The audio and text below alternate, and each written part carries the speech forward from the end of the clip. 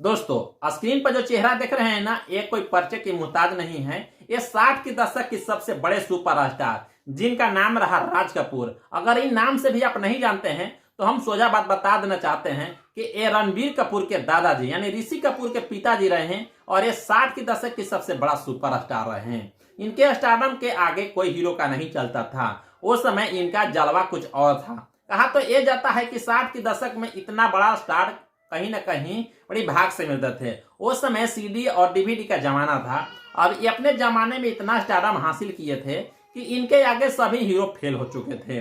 बात दरअसल आता है दोस्तों कि ये एक ऐसे एक्टर जिन्होंने एक फिल्म बनाने के लिए सोचा और उस फिल्म पर बनाने के लिए इन्होंने अपना घर का जितना पैसे था पूरा का पूरा पैसा उस फिल्म में लगा डाले और अपना घर तहक बेच डाले और उस फिल्म का नाम रखे थे मेरा नाम जोकर है। और इस फिल्म को जब बनाने लगे तो 1963 से इस फिल्म को बनाने में काम लगा और जाकर 1970 ईस्वी तक ये फिल्म को शूटिंग ही चलता रहा और 1970 ईस्वी तक इस फिल्म को कंप्लीट कर ली गई।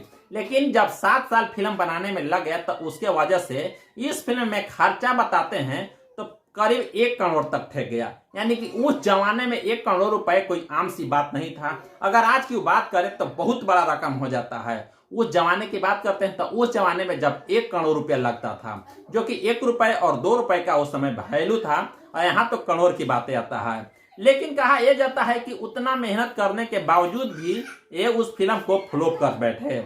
1970 ईस्वी में जब फिल्में चली तो वो फिल्म कहीं ना कहीं पर्दे पर फ्लॉप हो गया और उस कहानी को इसने ये फिल्म कहीं ना कहीं रसियन को इन्होंने बेच डाला और बेचे मात्र 15 लाख रुपए में। 15 लाख रुपए में बेचे और ये आ गए कगार पर। कहा जाता है दोस्तों कि इन्होंने रोड पर आ गए और ये फिल्में करने के लिए खुद को संन्यास लेना का समझ लिए। अब सोचते हैं कि मैं फिल्में करूंगा तो मेरे फिल्म में तो चल नहीं सकता और जितने पैसे था वो कहीं ना कहीं बर्बाद कर चुके हैं। लेकिन बंदा इस तरह नहीं किए।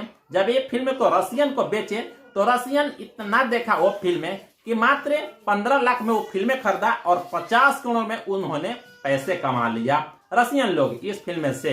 और ये बात जब राज कपूर को पता चलता है तो राज कपूर और सोचने लगते हैं और बोलते हैं कि मैं अब घर का नहीं रहूं और नहीं घाट का रहूं।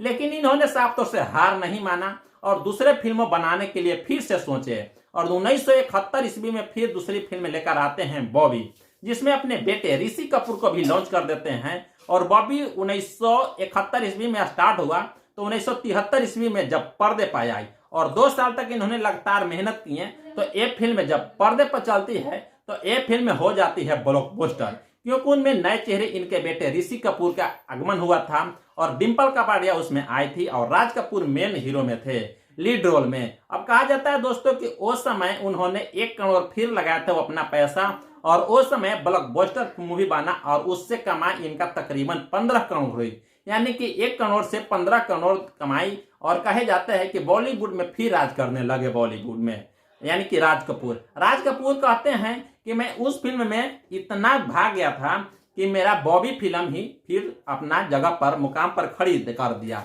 राज कपूर ये भी बताते हैं कि मैंने कभी हार नहीं मानने के लिए सोचा और हार नहीं माना। हार ही एक अलग हार होता है और जितने का मुकाम जगह हासिल करोगे तो कहीं ना कहीं आप कामयाबी प्राप्त जरूर कर लोगे। बट ये रहा दरअसल राज कपूर की बायोग्राफी। आप किसे पसंद करते हैं कमेंट में जरूर बताइएगा और क्या आपने देखा है मेरा नाम जोकर ये फिल्में, तो ये कमेंट में जरूर बताइएगा। हम चलते हैं दोस्तों ऐसे ऐसे लेटेस्ट वीडियो देखने के लिए करेक्ट टिप टॉप चैनल से जुड़े रहिएगा। उम्मीद करते हैं दोस्तों की वीडियो पसंद आया होगा।